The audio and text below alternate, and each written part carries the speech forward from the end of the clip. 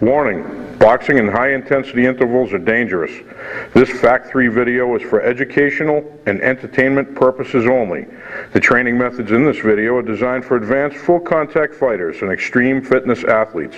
The training methods in this video program illustrate the relationship between high-intensity interval training and performance in the boxing ring or the cage.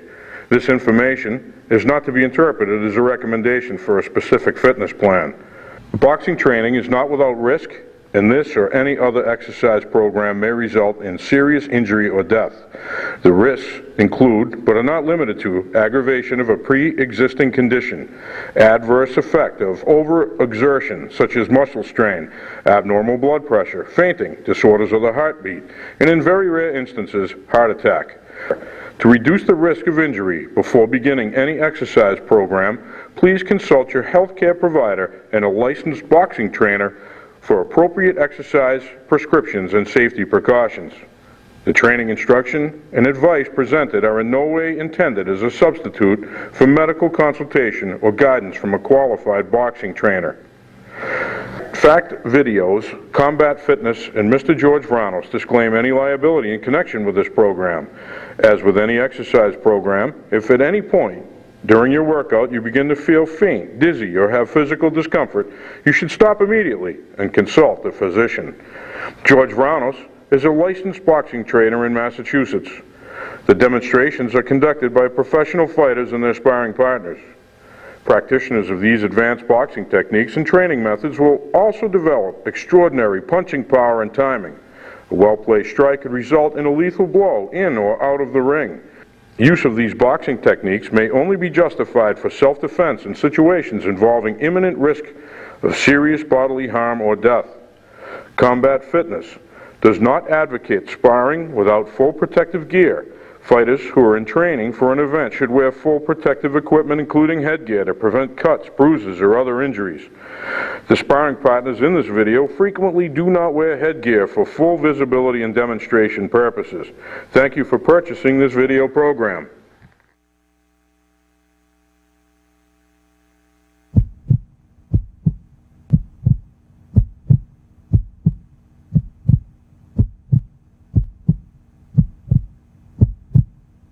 All things being equal between two fighters such as heart, determination, skill level, and experience, the most well-conditioned boxer will usually prevail.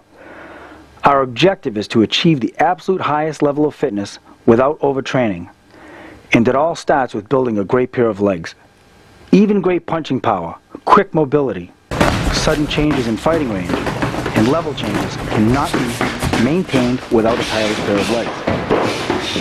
Even inside boxing, where two fighters are leaning on each other, pushing each other, spinning each other, requires a great pair of legs. You're about to watch our fighters demonstrate our favorite leg conditioning drills. I hope you enjoy them as much as we do.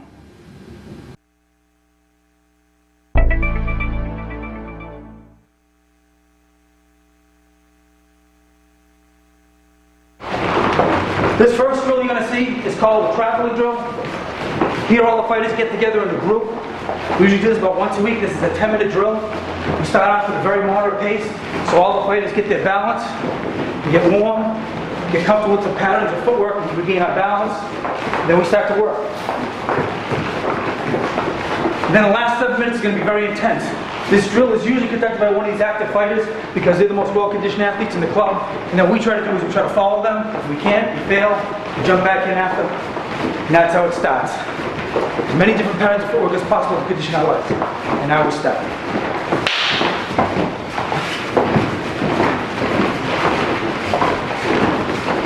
That little octagon is our focal point.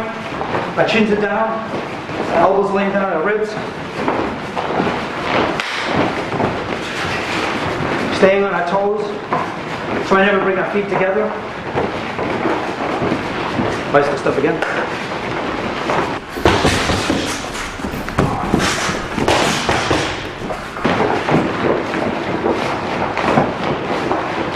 Once you start to get warm, start to change the patterns of movement. Everybody takes to the center. Jab.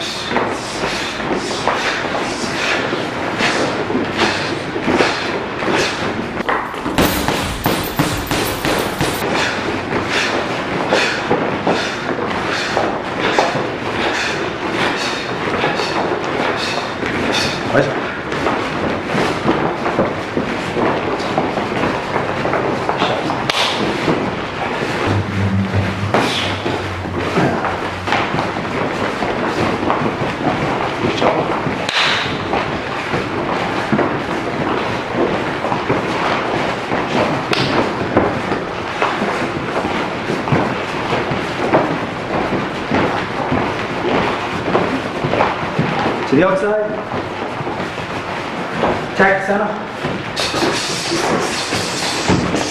Get back. So you're trying to avoid him. Guy attacking with the left hook. Get back. Bicycle.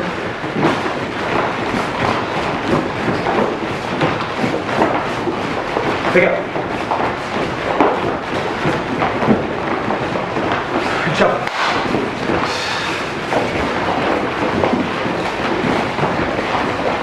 Good shot. To the outside. Tap. Now, short strokes here. We want to be leaning on the balls of our feet. We want to overload our legs. Really get them working. Driving. Can we do this till really start to challenge our legs and we'll change the pattern again? To the outside. Counterclockwise jab. Now we got each corner of the square. Jump in.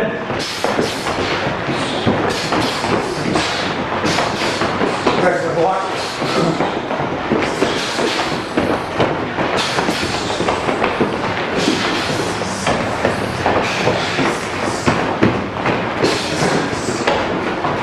Right leg hop.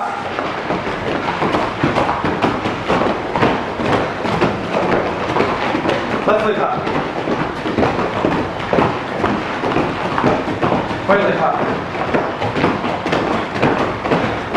Ready to kick back, face the center. Into your stance. You shift. Orthodox, back and forth. Off the balls of your feet. Straight.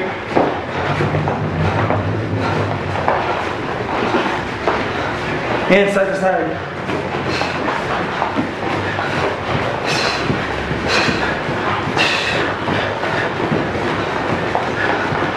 Or southpaw. Chin shuffle, nice easy.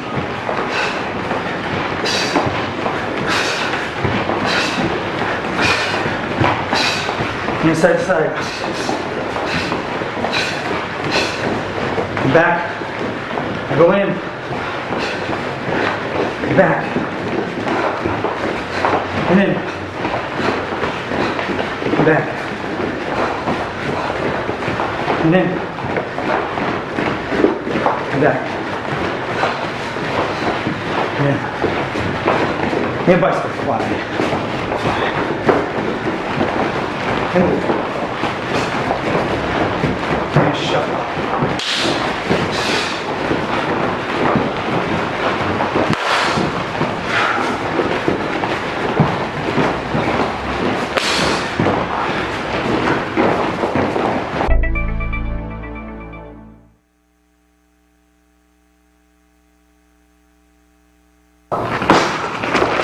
This is called cross your heart boxing drill. You see the coach has got his heart crossed with his hands.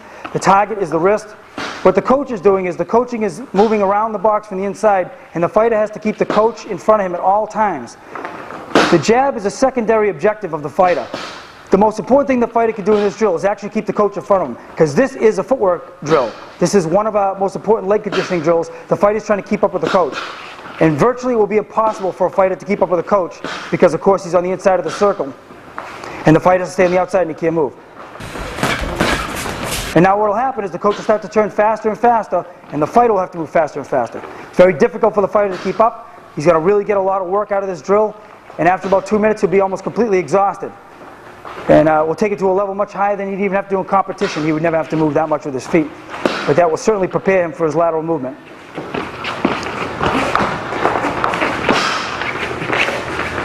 And what makes it real difficult is the short stops. He's getting some reaction to the coach, which is good because he has to react and move to his movement, but he also has to stop sharp when the coach changes direction. It makes it very difficult. It's a fantastic drill to get a guy's legs in great shape. Thanks, guys.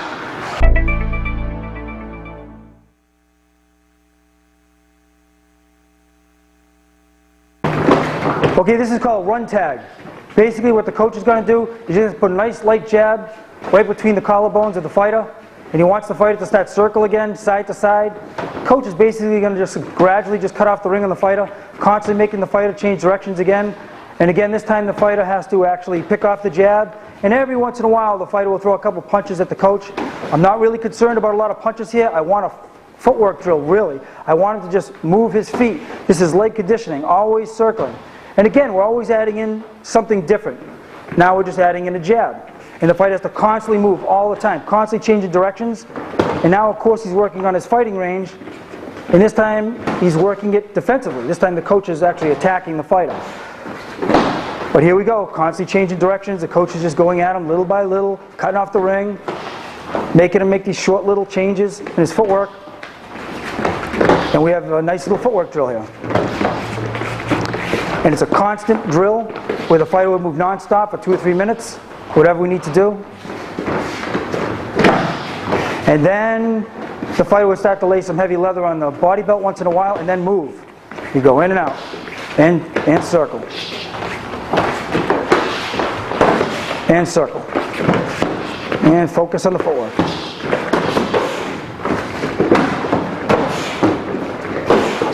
And run. Excellent. Good, guys. Thanks.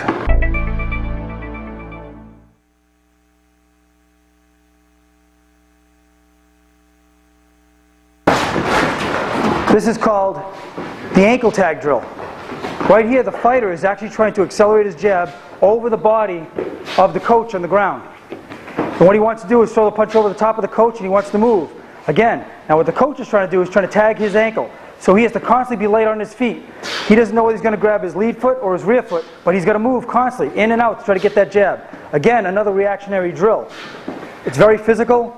The coach on the ground has the advantage again, and he could catch the fighter if he wanted to. But there's also a fantastic drill for the ground fighters and the cage fighters to scramble on the ground. So they're like that. A cage fighter would actually sprawl out a little bit and snap down his head if he got too close. But the boxer is going to just shoot over the top of his body. He's going to move constantly. He's going to move, move, move. Go in, go out.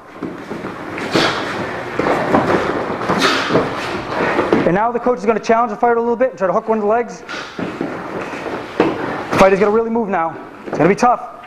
He's going to really hustle. If he wants, he can palm his head. Palm his head with his palm of his hand and move. Just like you spin out a fighter in the ropes. You can touch his head a little bit. And circle.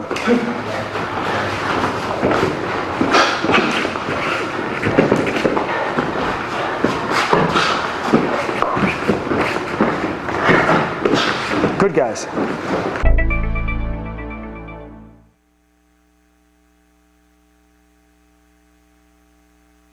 Okay, this is just another variation of that ankle tag drill. And these guys are cage fighters, so now they're going to do a little different variation. He's going to try to tag his ankle again like he usually does. The fighter's going to try to circle, use his lateral movement. When he grabs him high on the leg, he's going to sprawl out, push his head, and move. And box. He's going to strike. And again, it's mostly a footwork drill. Tapping his ankles, constantly getting those legs in shape. If the gloves come up, he hits.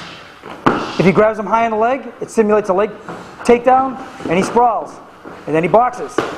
And then he dances. Then he hits. And then he dances. And he circles again. Constantly working those legs.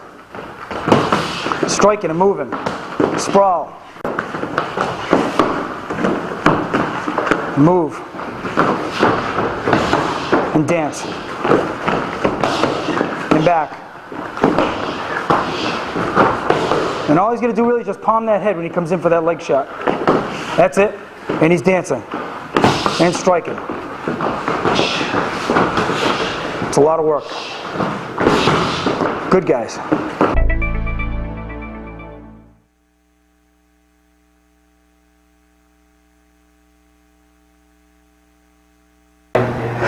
Okay, this next drill is called flag boxing. This is one of the most fun drills that we do in the gym. Everybody loves flag boxing. This really allows for a lot of individuality. It also allows for a lot of feinting and faking, which is what we don't get in a lot of the other drills. My objective is to actually grab that flag from him, and his objective is to keep me away by jabbing me in the forehead. So in order to do that, I'm going to have to feint, draw, move in, capture the flag. And then when I get the flag, I'll put it back on his hip, and we'll go again.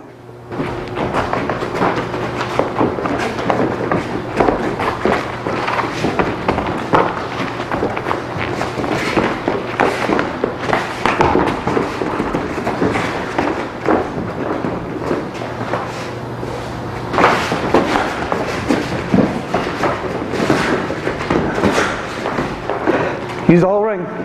Circle. Feint. Fake leg going in, going out, back and forth. A lot of head movement. Good. All right. And circle.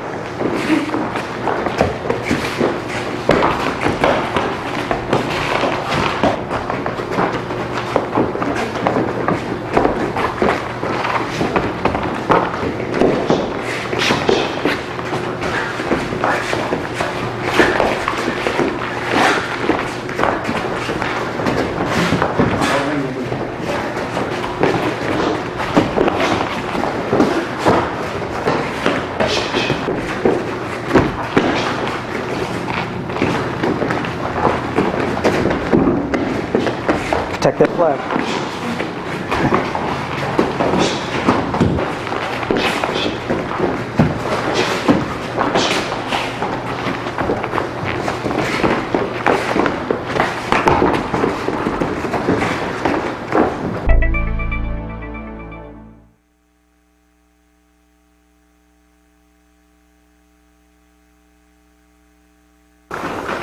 Okay, this is called pogo boxing. This is absolutely exhausting. These guys can only go on one leg. You see one fighter there throwing jabs only. This guy's only throwing jabs. The other guy is all defense. All he can do is defend. He just has to circle, move away, move inside. He can bump him. He actually wants to bump him because he wants to get him tired. And the other guy is throwing constant jabs at his head. The other guy can circle away. He can use the whole ring. Come all the way over here if you want. And that's tiring because he has to squat down to get underneath the punch. With just one leg working, that's a lot of work. And there he is, slipping on one leg. That is challenging. That's fantastic to overload one leg. And these guys won't stop until that leg is exhausted. And then they'll actually switch again and they'll use the other leg. But here they go. I try to circle them, Andy. One leg, baby. It's exhausting.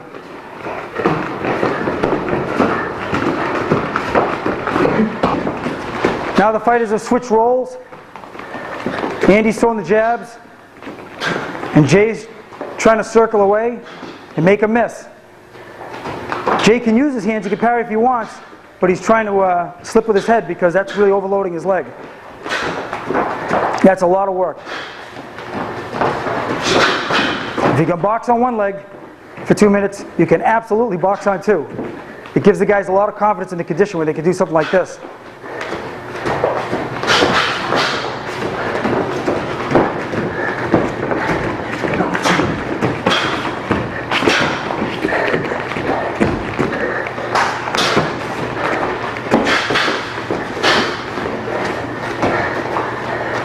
Good guys.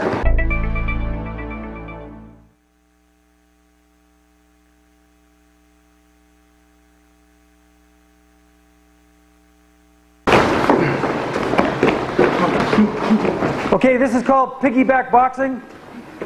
This workout is actually for the guys in the bottom. And what they're trying to do is circle each other with weight. They have their buddies on their back, and they're trying to use their legs after a long day in the gym. And they try to move laterally to an advantage. Obviously, it's a lot of fun. They have a lot of laughs doing this. But it's very physical. And they're trying to score as many points as they can. They're actually trying to do this as a contest. They're trying to win. And they try to cut an angle. And they try to knock each other off his back. He's trying to actually knock him off his partner's back.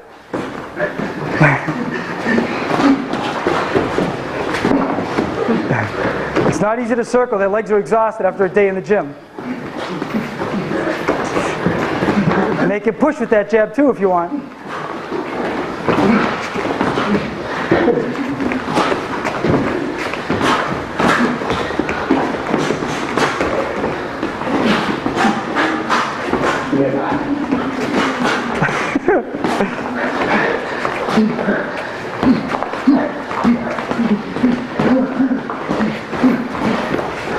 Good guys, good.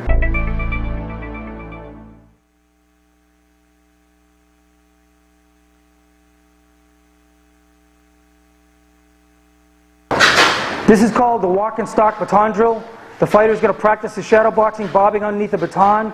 This is a fantastic drill to do after a long day of leg conditioning. His legs are exhausted, and now he's trying to practice his bobs and his slips and his punches and integrating everything together while he has a tired pair of legs. That's what we try to do at the end of the day, put everything together.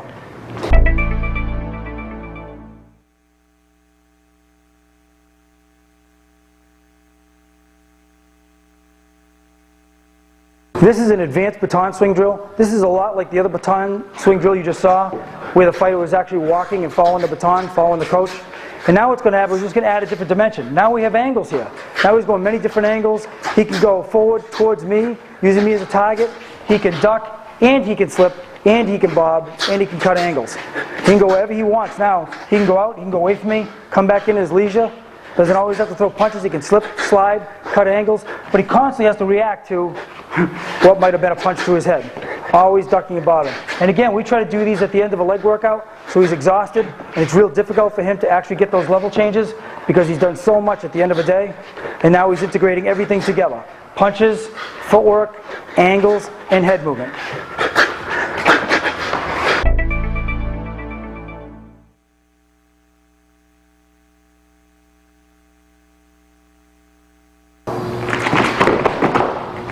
Okay, this is called 4-step pushbacks. And what the fighters are doing is they're driving each other back for 4 steps, and the other guy goes back for 4 steps. The guy that's driving is actually using all his strength, and the guy that's resisting is using about 50% strength to resist. So they're actually letting each other work, but creating enough resistance where they're really going to sweat here. They're going to exhaust their legs. We only want to go back 4 steps because we want to keep on changing the direction here. Get their legs in great shape. 1, 2, 3, 4, 1, 2, 3, 4, and you can hear the pattern. It's quick. 1, 2, 3, 4. In boxing, there's a lot of pushing and shoving in there. Guys are always leaning on each other, and it can be exhausting if you're not prepared for it. These guys are preparing for that type of a fight. Every single fight is a different type of a referee. We don't know what they're going to allow. Sometimes there's some pushing and shoving in there, and this will keep them from getting exhausted in the ring.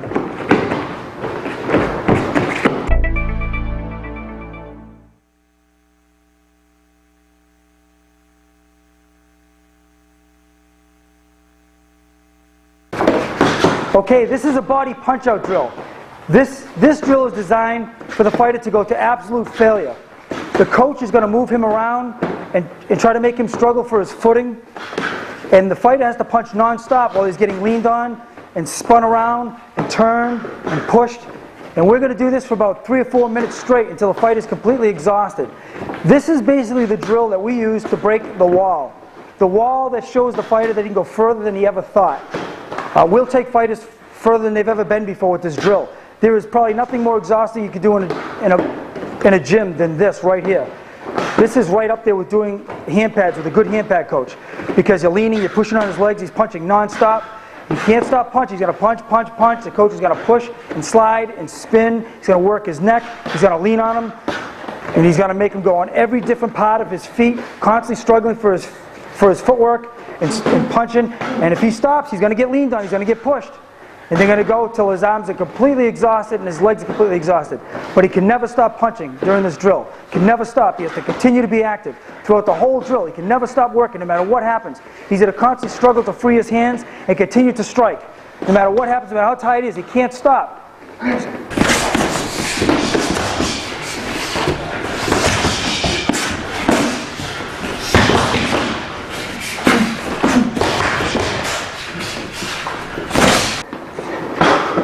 This is grueling. This is absolutely grueling. But this will take a fighter to a place that he's never been before.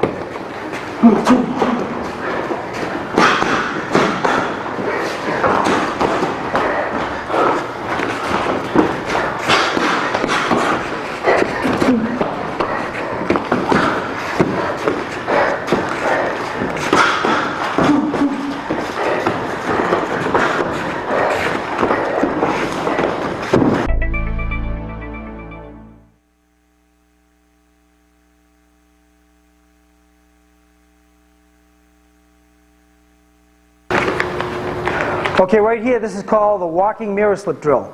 The coach is going to take the fighters up the gym. What he's going to do is he's going to practice his slips, both left, right, and he's going to bob. And the fighters have to mimic exactly what the coach is doing as the coach travels up the gym. And they want to try to go as fast as the coach is going. They want to respond immediately to his movement. They don't want to just slip because the coach slipped. They want to try to stay right with him, mirror him. They want to actually mirror the coach. They want to move right with the coach.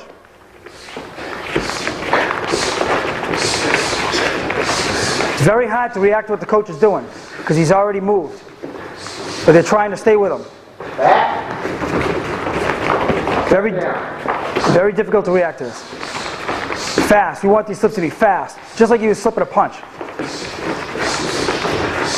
And of course the fighter's moving their feet. And again, this is great for the legs because they've already done a full day of leg conditioning. Get down.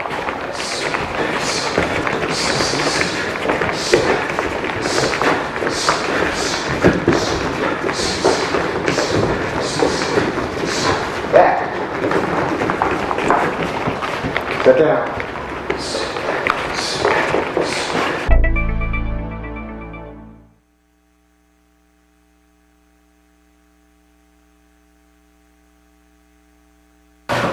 Okay, this is called the glove dodge drill.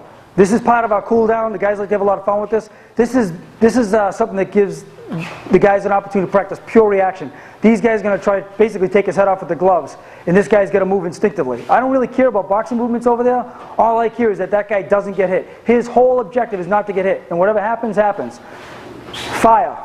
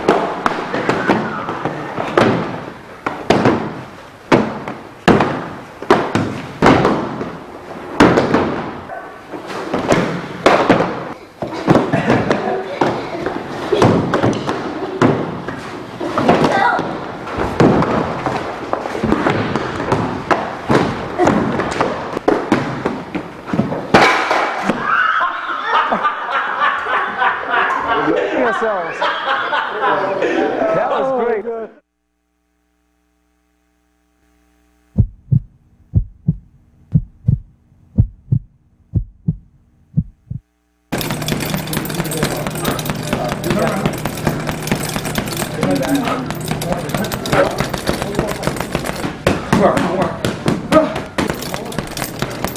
5 seconds out.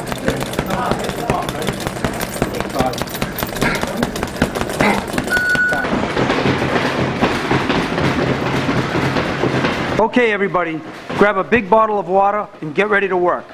We're going to demonstrate a series of punch-out drills and tactical combinations. These intervals are 2 minutes on with a 30-second rest, or 3 minutes on with a 1-minute rest. We condition ourselves with one objective in mind: performance. Now, the byproduct of high performance is extreme fitness. So if you just want to burn hundreds of calories and get ripped, this is the video for you. If you work real hard on the mechanics of each drill, you'll also develop a very dangerous pair of hands. This is real combat fitness.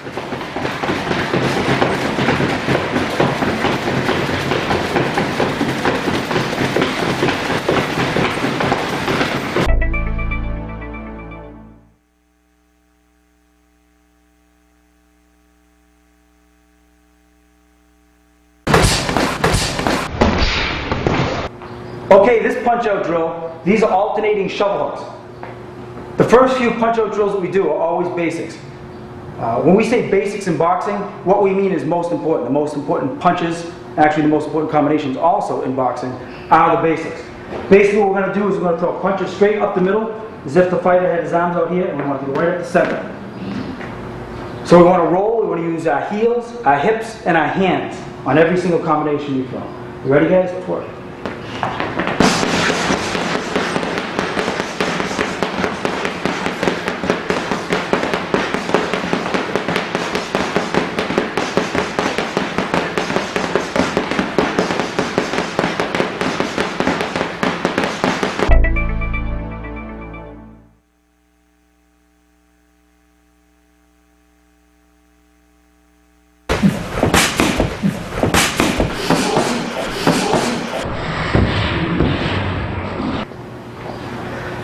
This next punch-out drill are outside hooks. This is another alternating punch drill basically for conditioning. We're also going to practice a good basic punch that we need. Someone's got their hands tight, we want to go around their arms and into their ribs. And again, we alternate, hips are a little slow.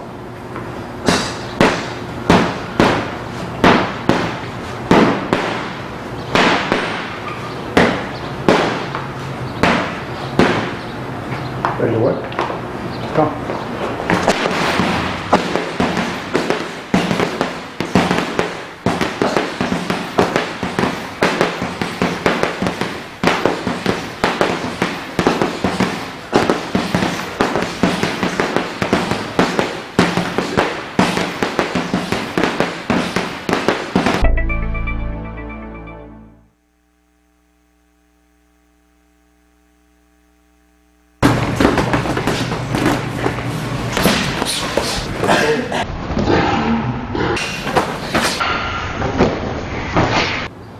Okay, this next punch-out drill are called rolling uppercuts.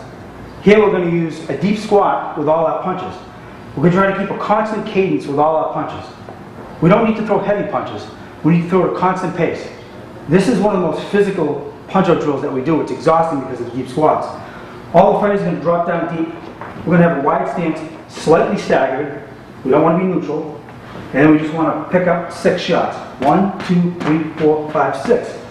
Each one of these, you want to go short, just a little arc, just enough to catch the bag and come back, and drop. Like that. Box.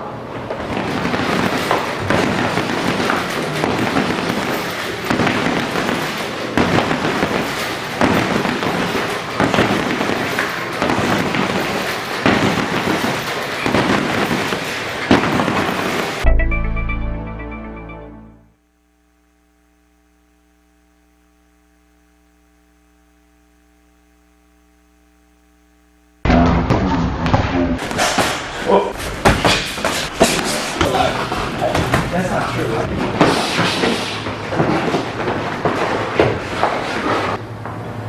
This next punch-out drill is called snap the jab, drop the cross. What I really want the fighters to do is throw a nice light jab, followed behind a heavy cross. The cross is supposed to be vertical, and we drop the cross.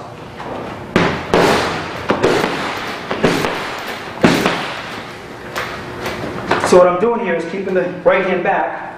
I'm keeping my opponent off with my left hand. The left hand is light, it's in his eyes, and the right cross is on his chin.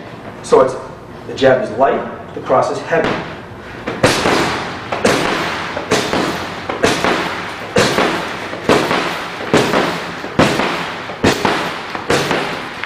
Box.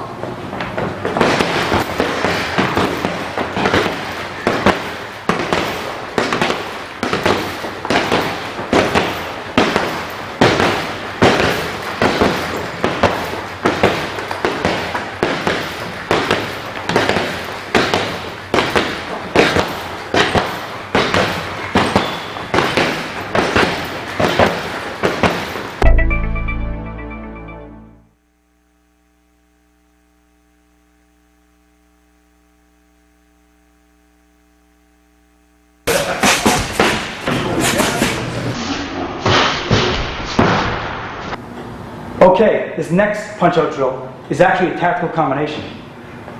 This combination is actually thrown in a way that we could actually use it in sparring or in competition. This is the first high-low-high combination. In general, high-low-high combinations are more effective than a series of combinations that are thrown into the same target in the same place, because it's confusing to the opponent. So we're going to start off with a nice light jab to the eyes. We're going to drop the cross to the body, and then we're going to come up with a hook to the head. Jab, cross, hook. Jab, cross, hook. Jab, cross, hook. So it looks like this.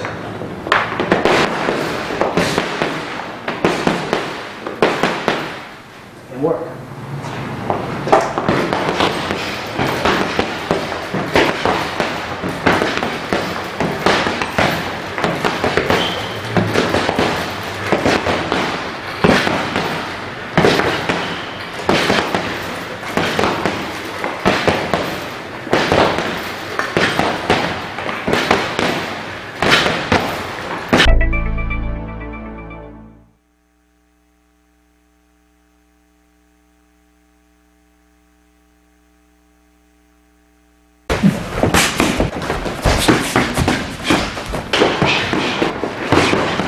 Okay, this next punch-out drill is another tactical combination. We're going to throw a straight jab, right cross, we're going to pull back, cross hook. The purpose of this combination is to throw the 2 strikes, Pull back as if we're going away. We want to draw the fighter in, intercept him, come back with our own combination, and it looks like this.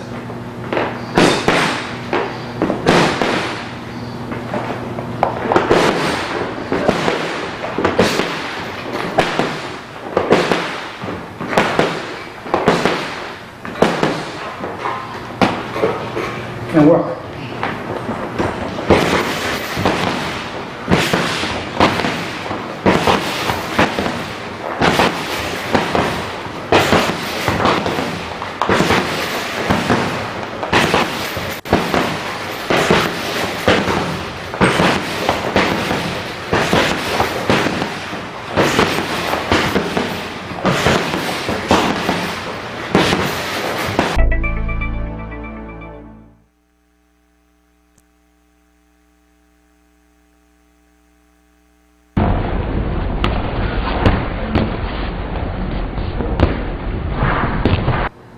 Okay, this next punch-out drill is also a tactical combination.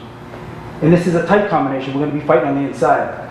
As you remember in the first video for boxing, the last video that I did, we talked about fighting as close as possible while still maintaining perfect technique and getting leverage on our punches. The closer we are to opponent, the less reaction time he has. So what we're going to do here in this combination, real slow, is we're going to throw a right uppercut to the chin, hook to the chin, drop across to the chin, hook to the chin. Again, real slow. It's right uppercut, left hook, drop across, twist with the hook. And all the fighter really has to do to follow his cadence is just think lift, twist, drop, twist. And it looks like this.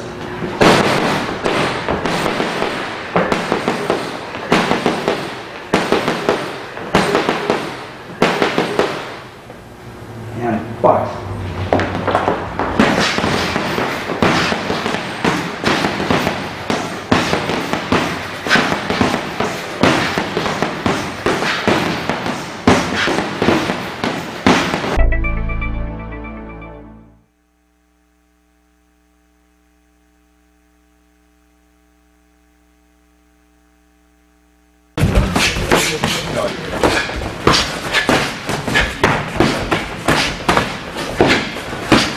Good. Okay, this next punch-out drill is also a tactical combination. And it's the exact same sequence of the last combination we did, except at different locations. We do the exact same combination. It's actually an advantage to a boxer to practice the same sequence. He can master them quicker. We're just going to put them in a different location. All we're going to do is we're going to lift with a shovel hook, twist with a short hook to the jaw, drop across to the chin, and twist with a hook to the belly. So it looks like this.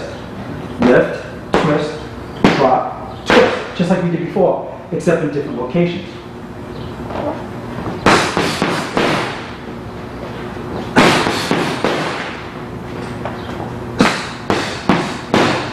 This is the combination.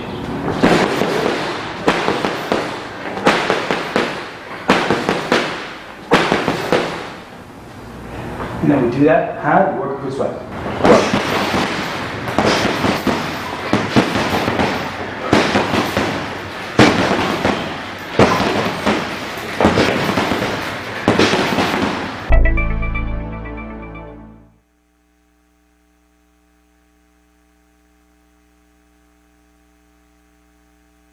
Okay, this next punch-out drill is also a tactical combination. This one is actually very advanced. It's very difficult to do because of the footwork behind it. What we're going to do is we're going to start off with a very light jab to the eyes, and as we step in, we're going to throw a hook around his elbow to his ribs. So we're actually blinding him with the jab, stepping with the hook to his ribs. And it's just a light step, light jab,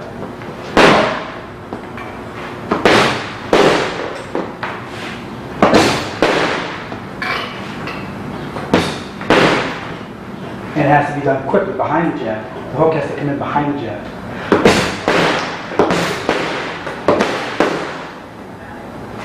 And work.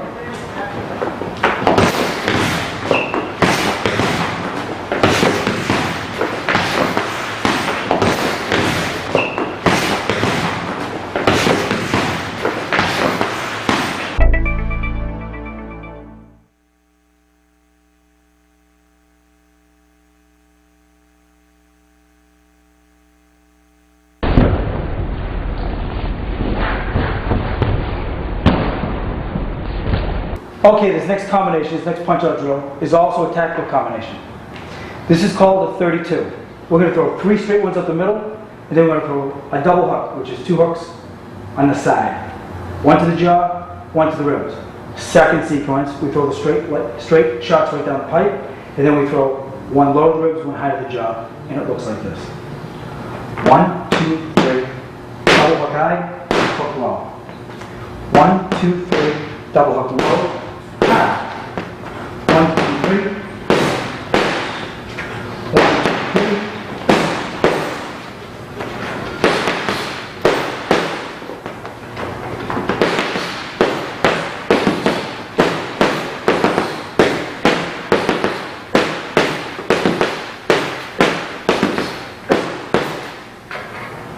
Well.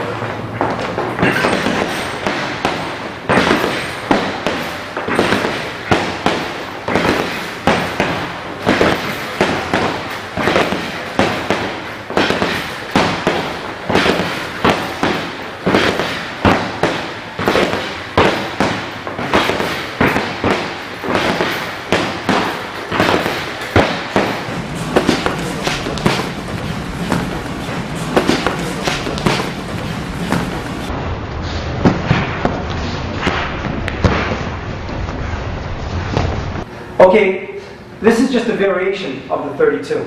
Instead of throwing 3 straight shots down the middle and 2 around the side, the double hooks, we're just going to throw them up the middle, little shovel hooks up the center. This is a variation of the combination that he particularly likes when he boxes. So again, the fighter's going to throw 3 at the center and then 2 around the side. This is just a variation of the 32. The reason why they call it 32 is because there's 3 up the middle and 2 around the side. And work.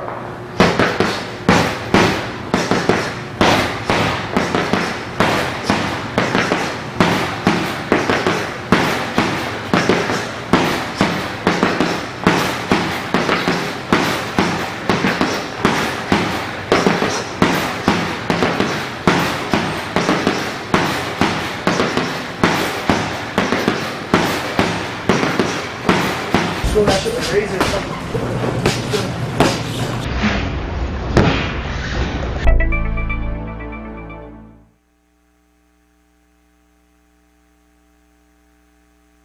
Okay, this next punch-out drill is also a tactical combination. This one we have to be careful of because we're going to use the left hand exclusively, and we don't want to get a repetitive motion injury, and that can happen. We throw hundreds of punches. The combination starts with a jab, an uppercut, and then a hook. And we move in behind it. It's exclusively with the left hand. We throw a jab to the eyes, we move in with an uppercut to the chin, and a hook to the jaw. So it's jab, uppercut, hook. Jab, lift, twist. Jab, twist. And it looks like this.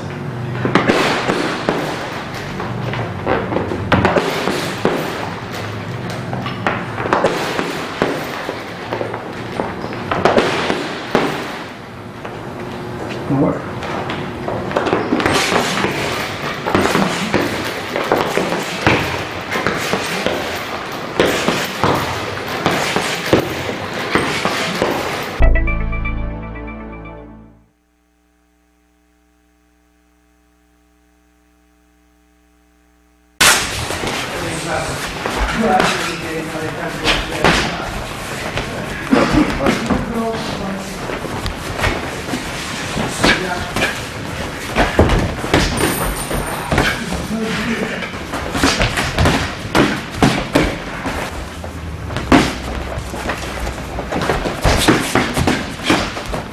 Okay, this next tactical combination is basically what we call a power slide into a leaping left hook.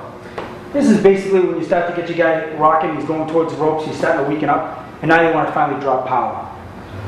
Now when we box, generally good boxers don't look for a knockout, they kind of let knockouts happen. But sometimes it's pretty evident that the person's weakening, he's going to go down, so we're going to finish him with something like this. Most of us, you see us boxing Western style, hands up straight and high, and we're well balanced and go in many different directions. But when we go for the finish, I really like to advocate going into a peekaboo position, widening our stance, and then going in, stepping out with a cross, and then leaping with a hook for power. See if we can put this guy right. So we just start to the rock. We really bring all our power into it. So kind of rocking and rolling. and we drop in. So we actually kind of come off the line. As opposed to when we're right straight, we actually step out. We let this leg pull our body, weight towards the bag. This is actually pretty dangerous in a way. It kind of makes it vulnerable when you step out, exposing the side of your face. But again, we're not doing it until the opponent is in a weakened state. So we walk, we're following back.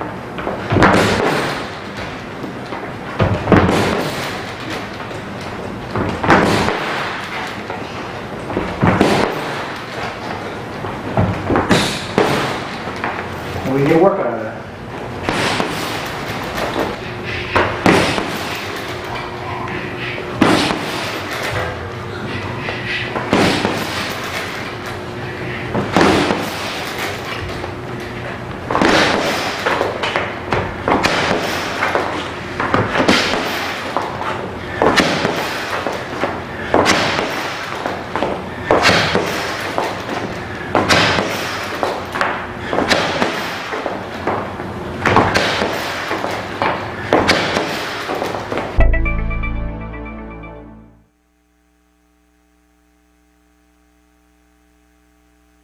Okay, this next drill is called the hammer down drill.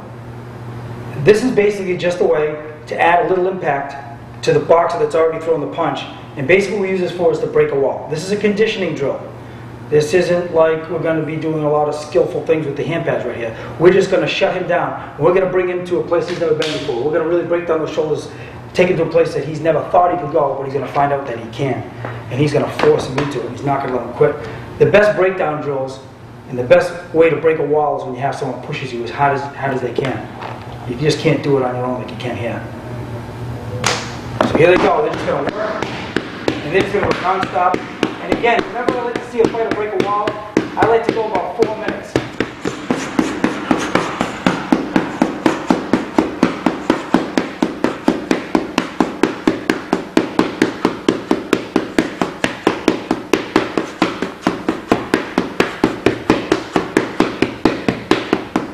And straight punches too.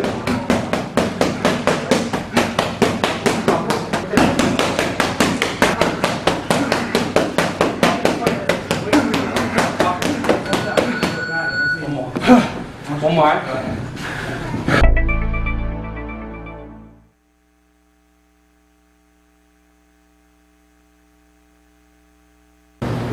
One of the things we don't want to do is we don't want to stay in one place when we throw combinations.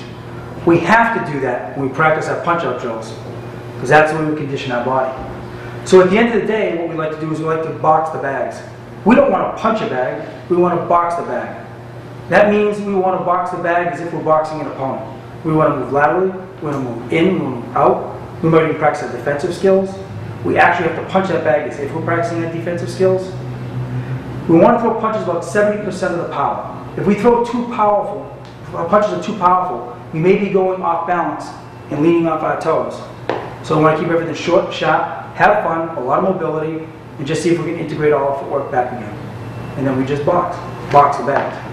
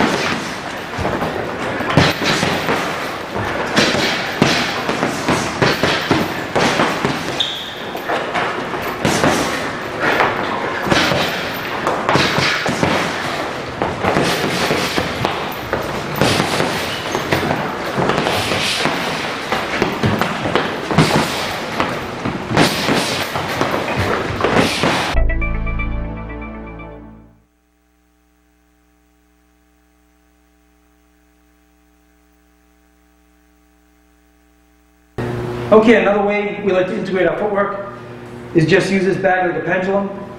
We're going to get a fighter on each side of the bag. They're not going to hit the bag. they're actually just going to float behind the bag, going forwards, going backwards together, and they're going to shadow box. They're going to try to stay about a foot away from the bag while they move, and they're just going to flow and just get their footwork moving. And this way they don't have to think about their footwork, they just follow the bag.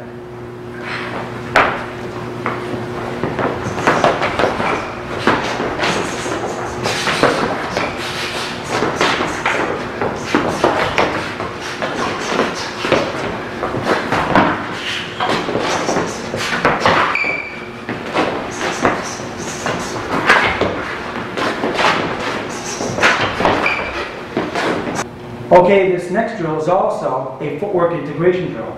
Right here the coach is going to make sure that the boxer uses his footwork while he's hitting the bag. We don't want the boxer to stand there and punch again, and we want it to move fluidly without thinking. If this boxer follows the coach and actually keeps the coach on the opposite side of the bag the whole time, he'll be boxing well, thinking about his combinations and not thinking about his feet. And the coach will make sure that he never stops moving. And it works like this.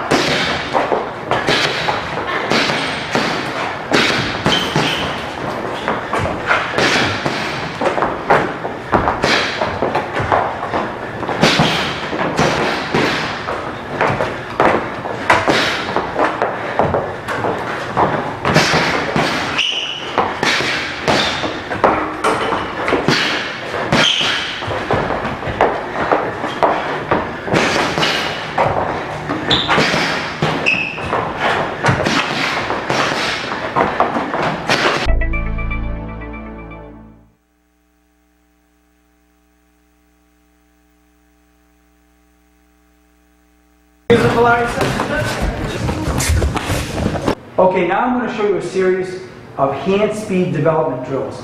These are very effective and time tested. Basically, we develop hand speed 4 different ways: repetition, relaxation, resistance training, and rest. You saw us do a lot of repetition today, and now you're going to see how we relax the muscles and move them in a very relaxed state.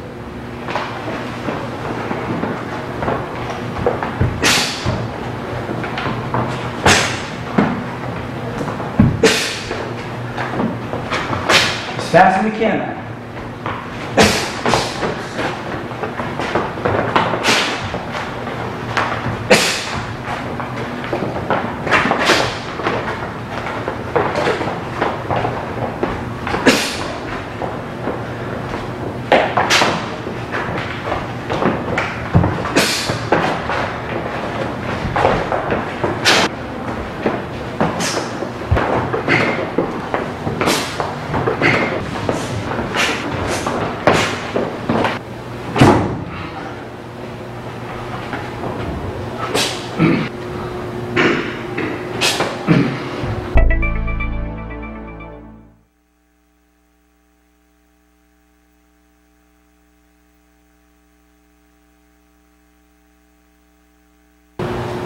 Okay, now here's 3 really good solo drills for developing hand speed. Again, the whole point is relaxation. You want to be as relaxed as possible. What we want to do is incorporate the speed of our hip with our hands. We don't want to just use hands. Hand speed is not generated from the hands alone. It's actually from the heel, the hip, into the hands. Everything comes from a fast snap from the body into our shoulders, into our hands. So all we're going to do is we're just going to hold our hands right here, right at our collarbones. My hands are very loose. This is what we mean by relaxation. I'm on my toes. And all I'm going to do is I'm just going to barely touch that bag with the knuckle surface of my hand. It's all about relaxation, nothing else right here.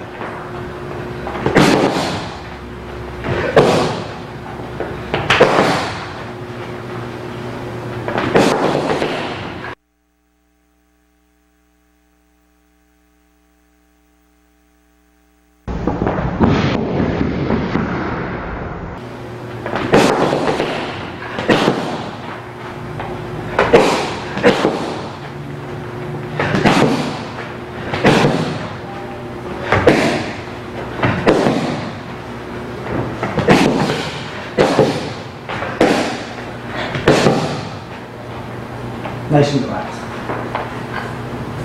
This next one is nothing more than just a backhand, slapping the back of your hand, getting a nice relaxed movement, and then almost like a slap.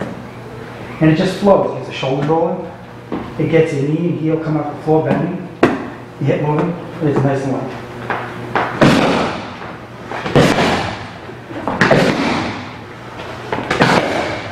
It's all about relaxation.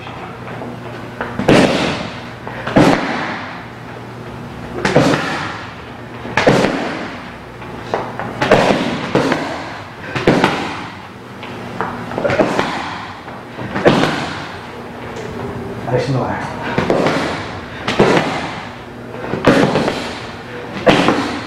This next one, again, it's open hand. The muscles are completely relaxed.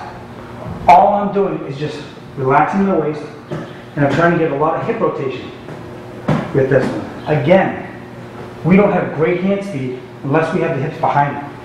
That's how a boxing punch is thrown. So we just want to twist the hips, let the arms just float. And we're throwing 4 quick shots. 1, 2, 3, 4. They're just little slaps with relaxed muscles.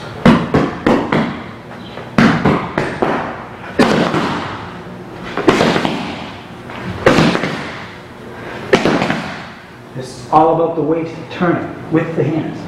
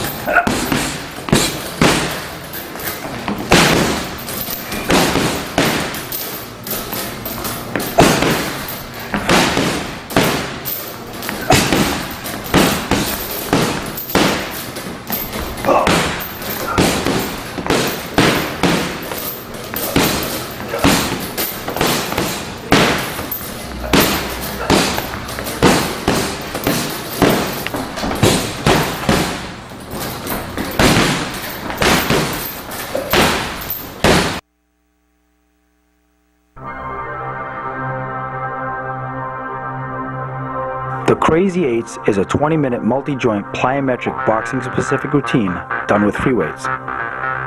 This routine is performed to develop explosive speed and sustained punching power. But first, one of the most important things a boxer can do is develop core power. We need a lot of core power, not only for impact training, but for explosive punching, short twisting actions, and quick level changes. Core power is also necessary for head movement, ducking, slipping, and bobbing. I recommend that my fighters perform a wide variety of at least 800 abdominal exercises a week, minimum, both weighted and with just that body weight.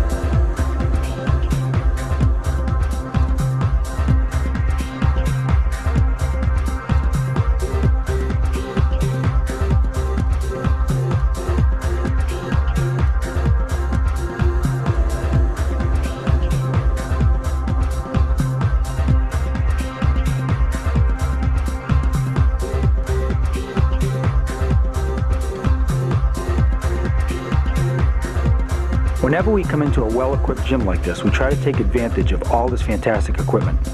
Very few fight clubs have equipment like this. In order to develop that explosive power and speed, we use a combination of calisthenics, the medicine ball, and the Crazy 8 plyometrics. We perform the Crazy 8s 1 or 2 times a week unless we've replaced the workout with a medicine ball routine. This is an extremely effective workout to maximize speed, power, and endurance, all within one short workout routine. Once we start the Crazy 8 routine, we move non-stop for 20 minutes with no rest in between sets. The fighter should feel a little shaky at the end of 20 minutes. The routine is of great value to the competitive fighter, but I'm only showing you a quick sample of each important exercise so we can move on to other important information. We have several objectives to meet with this routine. Number 1, we want to focus on explosive, snappy starts with each movement. The first 8 to 10 inches of each exercise is what matters most. We are not body shapers who focus on minimizing momentum. We want to explode and allow full momentum. We want short power. We also want to condition ourselves to use full body mechanics. Balance and coordination is power. Because we generate great punching power with full body mechanics, we want to make that a habit in almost everything we do. We also want to work non-stop through the Crazy 8s to build endurance. If this is done right, we will have dramatically increased our speed, punching power, and endurance, all within one quick 20-minute routine.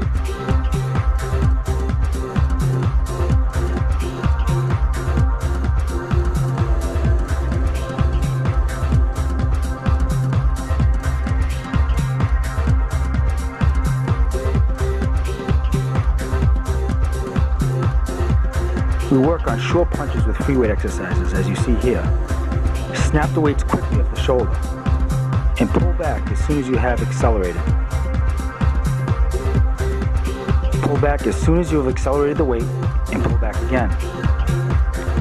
Punch in sets of 3, 5, and 7, starting off the lead hand and ending up with the lead hand to get quickly back into your fighting posture with your chin tucked. Always cut an angle after each quick combination so you don't develop the habit of posing.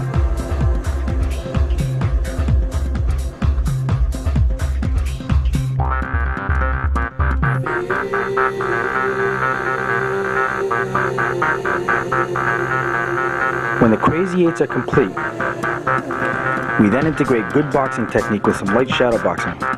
It's very difficult to shadow box after a weighted plyometrics workout like this. You just do your best and move as fluidly as possible. And then call it a day.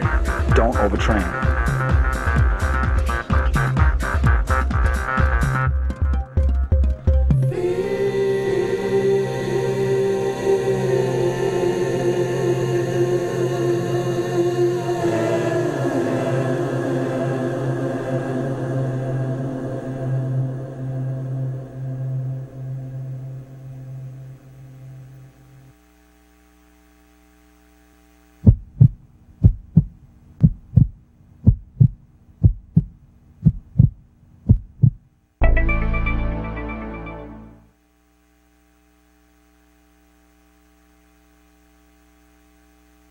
Okay, first thing we're going to do is jumpers and ready.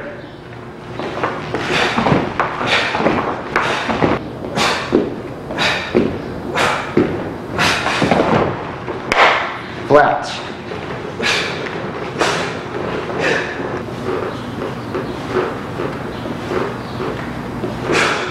And push-ups.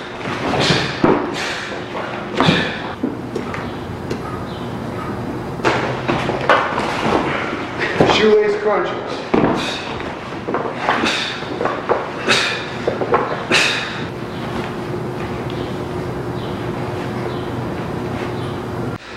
Side crunches right.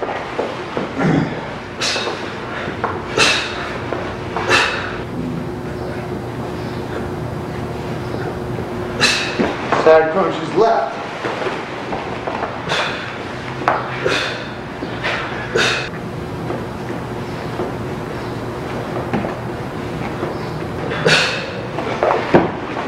zenith points.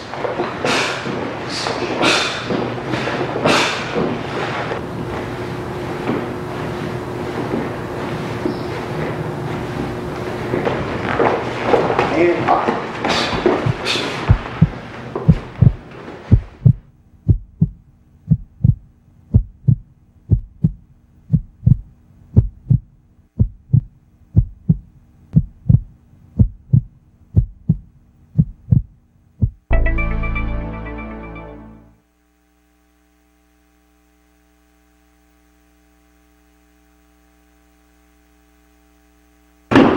This is called the medicine ball throwback. This enhances our quick level changes and develops a snap into our uppercuts and shovel hook type punches.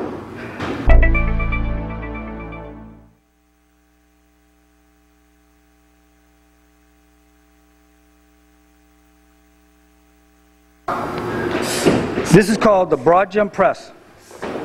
We punch with the whole body, therefore we fight with the whole body, and we train with the whole body. We explode forward right from the chest. This helps us with our straight punches. We work off the toes, and it becomes a full body workout to boot.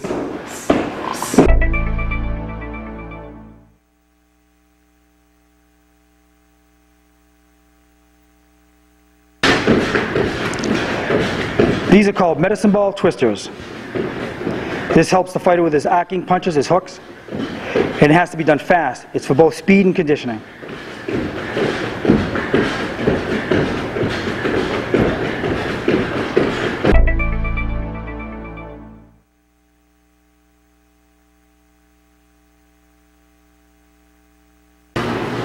This is the medicine ball bob and weave drill. This helps with ducking under punches, both hooks and right crosses. We try to use a heavier ball with this exercise because we want to challenge the athlete.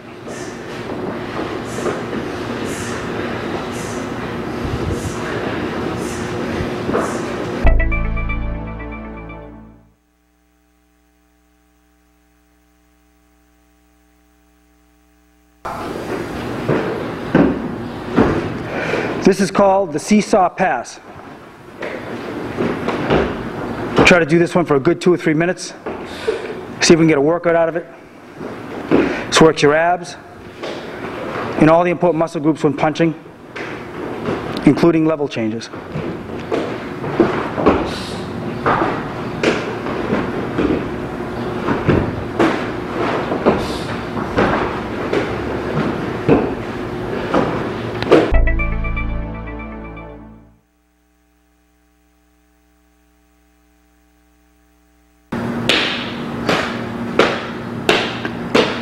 This is called the palm tag reaction drill.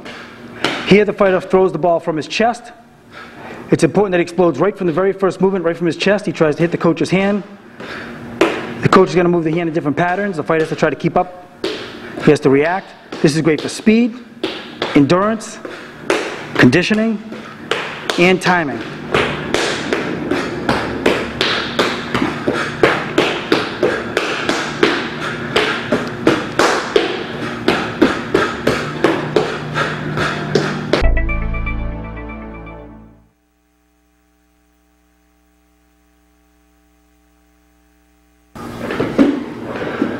This is called bucket squat drops. Here the fighter is waiting till the ball almost hits the floor, and he's decelerating as quickly as possible for that quick level change, as if he was going underneath a punch. And then as soon as he catches it, he explodes to bring it up. And once again, it's the first few inches of movement that's important.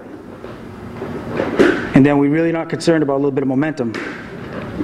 Momentum is what we use when we punch. Momentum is what we use when we do our level changes.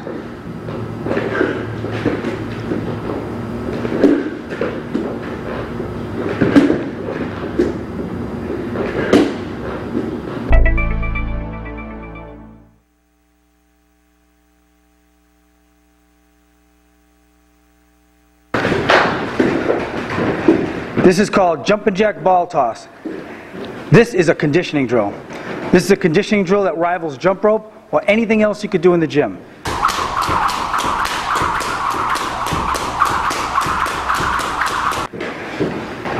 If you're a fighter, this is fantastic. If you're into conditioning and you want a great workout, you want to burn calories, If you like aerobics and you want to sweat, here you go.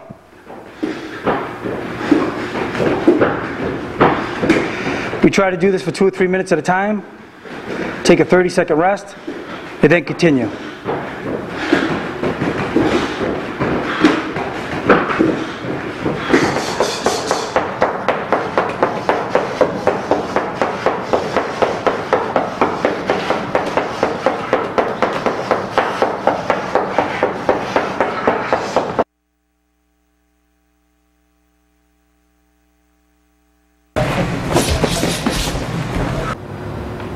We condition the fighter for impact by striking 6 general locations.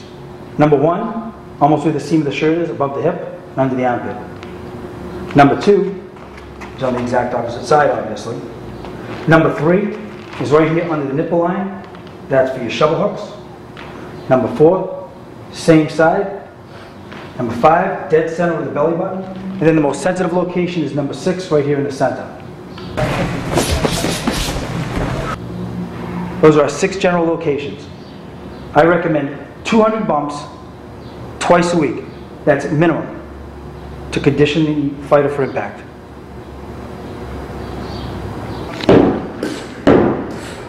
All full contact strikers should condition themselves properly for impact.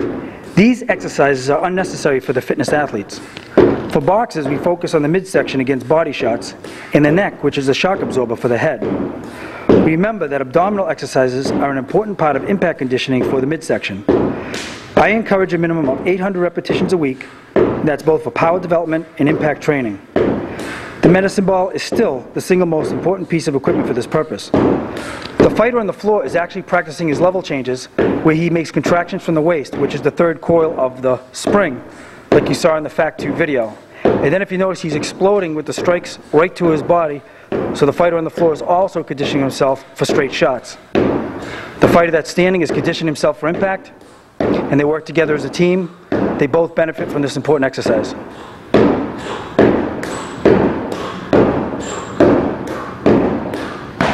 We want to strike each part of the body 30 different times at all 6 different locations.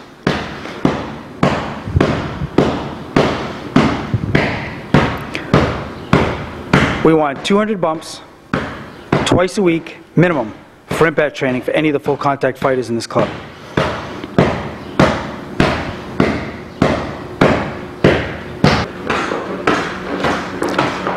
This is a way for 3 athletes to work together.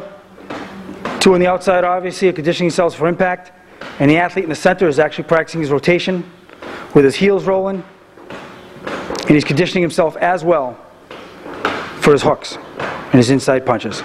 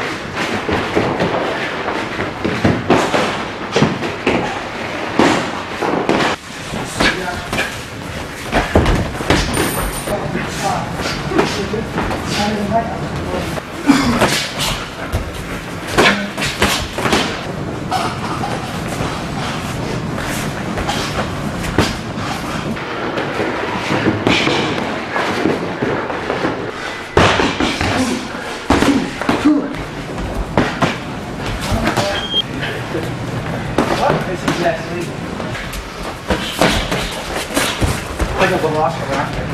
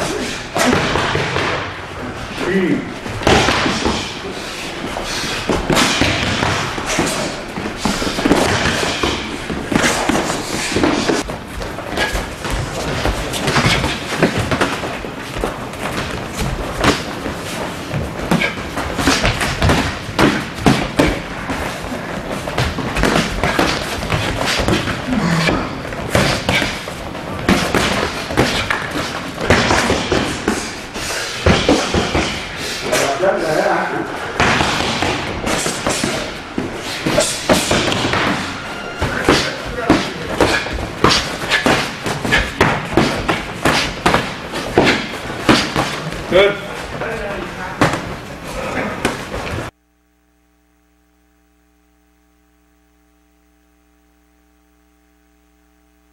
Okay, now that the boxer knows how to condition himself, that gives him the first advantage. Now the box has to be his objective. And the objective is to hit without getting hit. So how does he do that? Well, the first thing he does is he wants to establish the jab. And he does that with footwork and mobility. And of course, it's easier to do that when you have a well-conditioned body in the first place, and therefore he takes his first advantage. Now, having a fast, piston-like jab is a fantastic asset. But you're not going to be able to out-jab your opponent unless you put that jab to work behind a great pair of legs, a lot of mobility, and feinting. So it's actually the footwork and the feinting that sets up the jab. And then the jab sets up the combinations. Many fighters spend too much time on the actual heavy punches without mastering the art of being able to outbox his opponent first with the lead hand. So this is essential.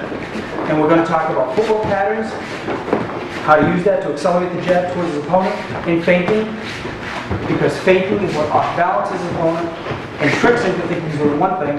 We can fire the jab, and then he can lay the heavy load.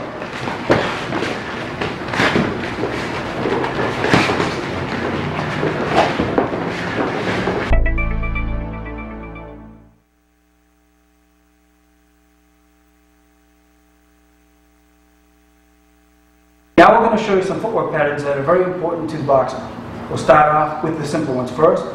The first advantage a boxer gives himself with that jab that we talked about is an accelerated step behind the jab. If one fighter can accelerate with his jab with a fast step forward and back, and the other one doesn't have that, he takes the first advantage.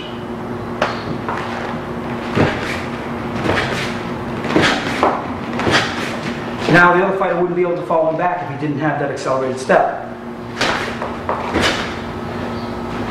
Now we can all practice that together in its simplest form, which is we just line up.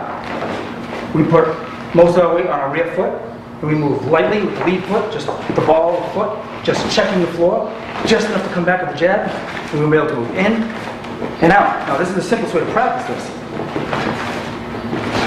A lot of us like to do it within our drill when we condition. You see us do flag boxing, you see us do the toe stomp drill. We prefer that because we're also using feints and a lot of angles and a lot of different directions. But that's one way you can start to learn that piece of footwork.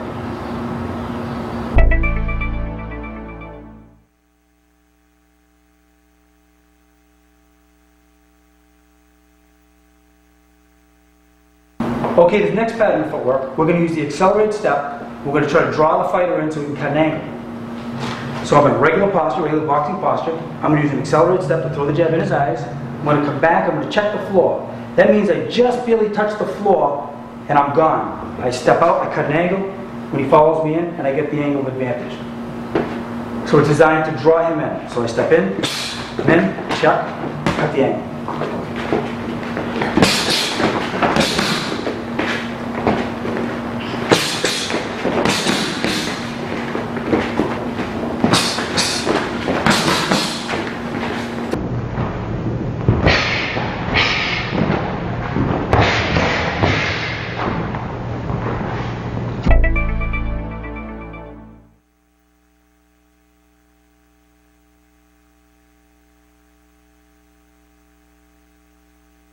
His next pattern of footwork works off the bicycle step. You see us practice the bicycle step a lot in our drills. So what happens is my partner is going to allow me to work my bicycle step in a circle, create a distance, taking a big breath. Every time I'm not punching, I'm concentrating on breathing, relaxing and breathing before we engage. Now, he's going to allow me to establish my stance. I'm going to jab, 1, 2, 3, he hooks, and then get back again. So I stay away, I establish, 1, 2, 3, he hooks, back into a pattern footwork again.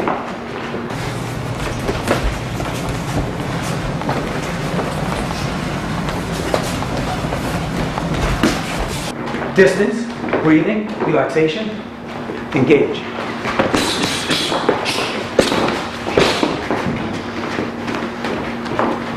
Breathing, relaxation, distance, engage.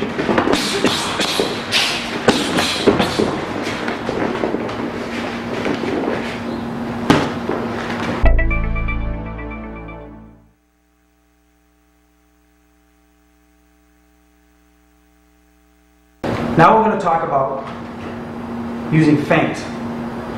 Eventually, everybody will use their own feints and their own feinting system. Some of these guys will actually put in 3 or 4 feints at a time before they throw a shot. But we'll start off with some basic feints. A feint is to create a distraction and keep him off balance. If he believes I'm going to do one thing and does another, it gives me an advantage and an opportunity to land a punch. So I would suggest the easiest way to learn a feint is to actually use movements that you already know. Just basic movements that you already know from boxing. Both defensive and offensive movements can be used for feinting, for instance. So I'm sitting here and I want to get the shot off. I'm just going to do a simple feint anyone can do. I just look down the stomach, little tiger glance, and I throw the jab out. The feint is to make him believe the jab's going low, but the jab went high. This is very simple. With footwork, it becomes more effective. Okay, another simple feint is simply just mimicking a block of his jab. So if he jabs to my belly, I simply just move my elbow in, picking off his jab. Now what I'm doing is we're just ready to go. We're both looking to get off first, and I'm going to put a simple little feint in there using a movement that we're already good at, which is just mimicking a block of his jab to the belly.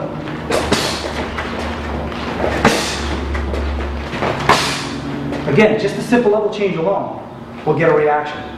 It'll put him off balance, or we'll get him to stop immediately, just for a second, because he has triggers, and then we can fire the jab. Another simple feint is we're moving. We're both trying to establish a jab. We're both trying to control fighting distance.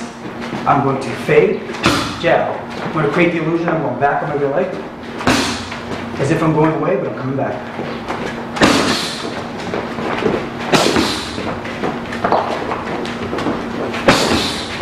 And of course that would be done very close. as close as possible without getting counterpunched.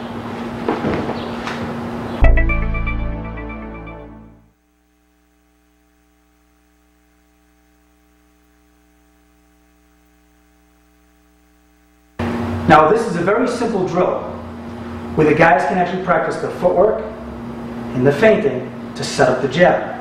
This is something we like to do. We cool down, we have a lot of fun. A lot of times we break up in groups, we'll have teams, and we try to make it like a little contest.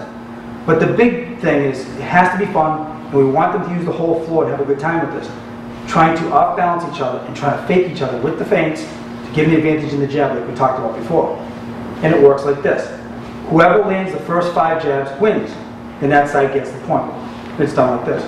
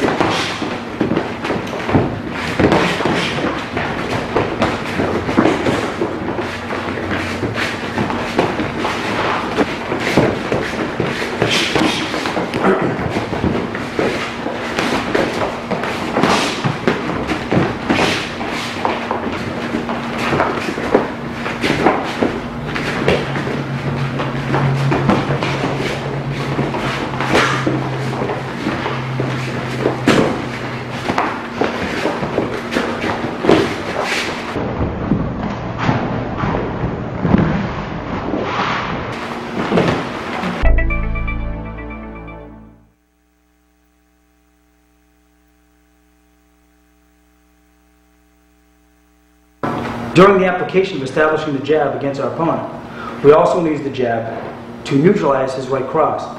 If the jab is busy, he won't be able to throw the right cross. A lot of times you can move far away from the right cross, giving us distance so he can't drop the right cross, or I can move actually right to it and actually very close to it and still be safe, provided my lead hand is busy and I'm occupying that right cross. So I can either move away, or I can actually move very close to him, or, let me stop for a second, or I can actually cut that angle, come right in with all my punches, but as long as that left hand is busy, his right hand is occupied. If I cut to the left, and I'm not busy with my lead hand, that's when he's going to throw the right cross.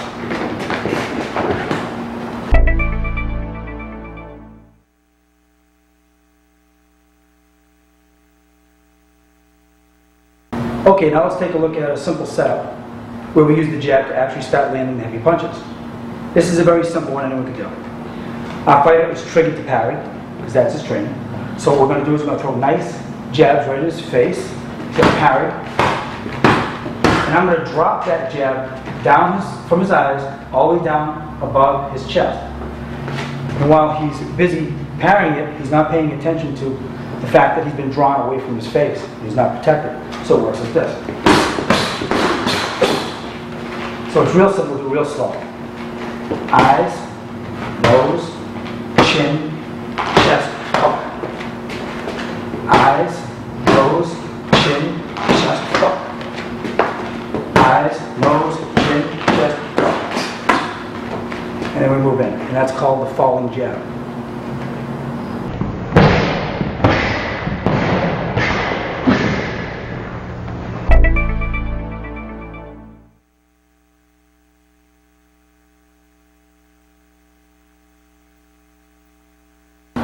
Another simple setup is a double jab, pull back, jab cross.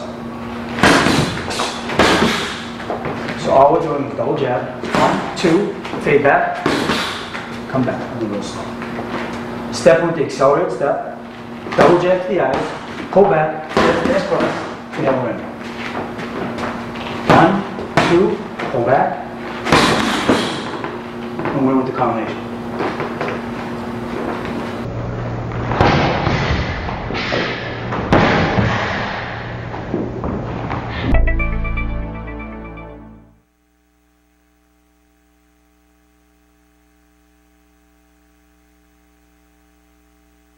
Another thing that's going to help us have the most effective jab in the game is not only having a great jab behind great footwork and feinting, but actually being able to neutralize his jab so we can establish our jab. So here's a simple drill we can start off. Paul's going to throw a jab hook, step back, jab hook.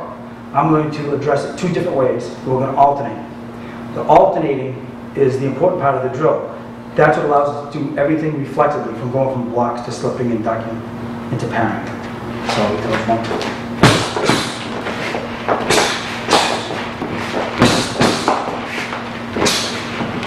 Exactly.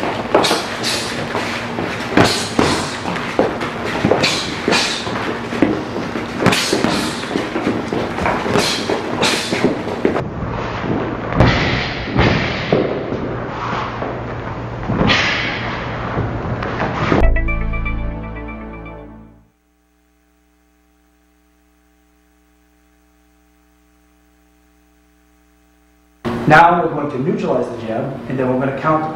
Very simple. He's going to jab up again. Slip, duck, jab, cross, jab.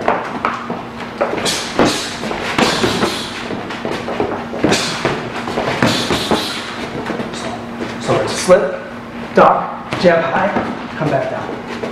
Slip, duck, slowly, real slow. Slip, duck, jab, move away. And slow. Slip, duck, and then we're into that punches.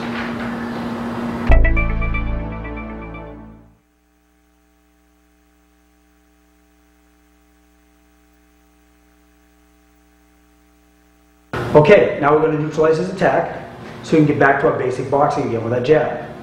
So he's going to throw a jab, cross, hook, and what I'm going to do is I'm going to move away from Paul, and I'm going to try to regroup after I block his 3-punch combination. In boxing, we try not to move back in a straight line more than 1 or 2 steps, and then we cut an angle. But for this purpose of this drill, we're going to go straight back. So Paul goes for a jab, cross hook.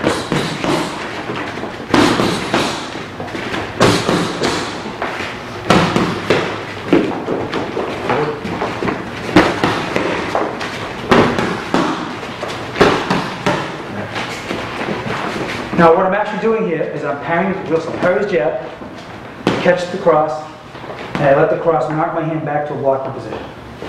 So I parry, let him knock my hand back, block, and I'll throw it.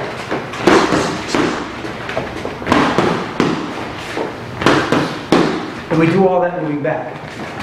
And then we alternate to blocks, and then the last punch, which is the hook, I duck.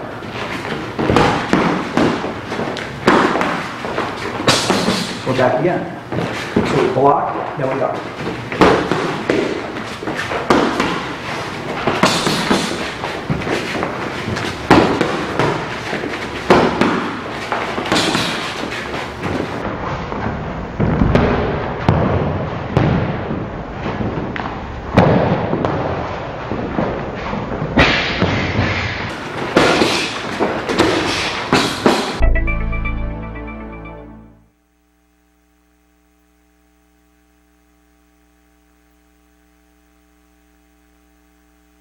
This next skill set is, again, it's an alternating set. This helps us develop real fast when we alternate between the blocking defensive skills and then adding in the head movement where we slip under the punches or duck. So he's going to throw a jab cross. First I'm going to block the shots, and then I'm going to block and duck.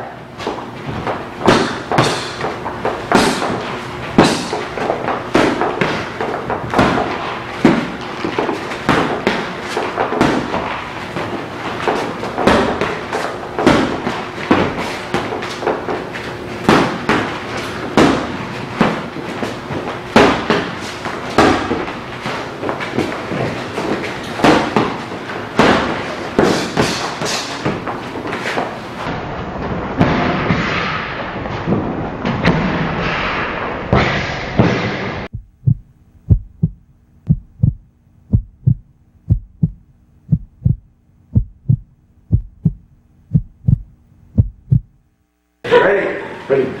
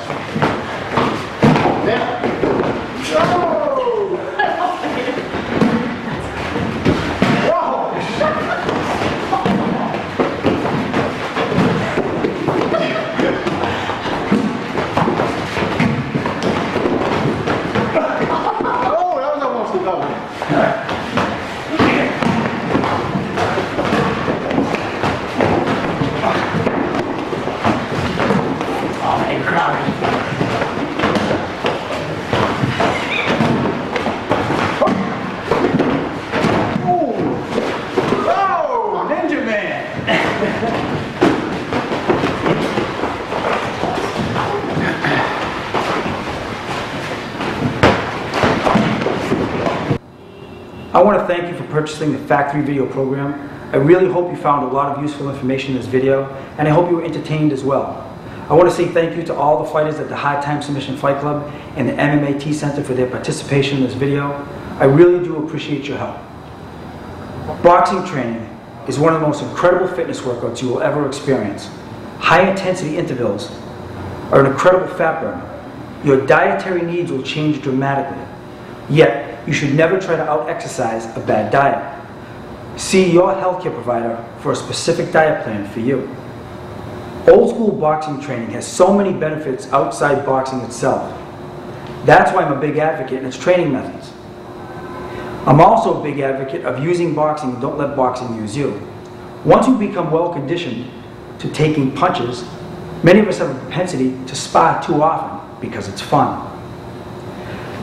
That's why I'm a big advocate of a lot of drill work. That's why you see so many drills in the Fact 2 and Fact 3 videos. That way we can develop our skills outside of sparring, and then we can use sparring to test those skills under fire. Fighters who practice these drills appear to have much more experience than they actually do once they're inside the ring. Please remember to box safe. I hope you enjoy boxing and its training for many years to come. And remember, there's nothing like a skilled pair of hands, and that's a fact.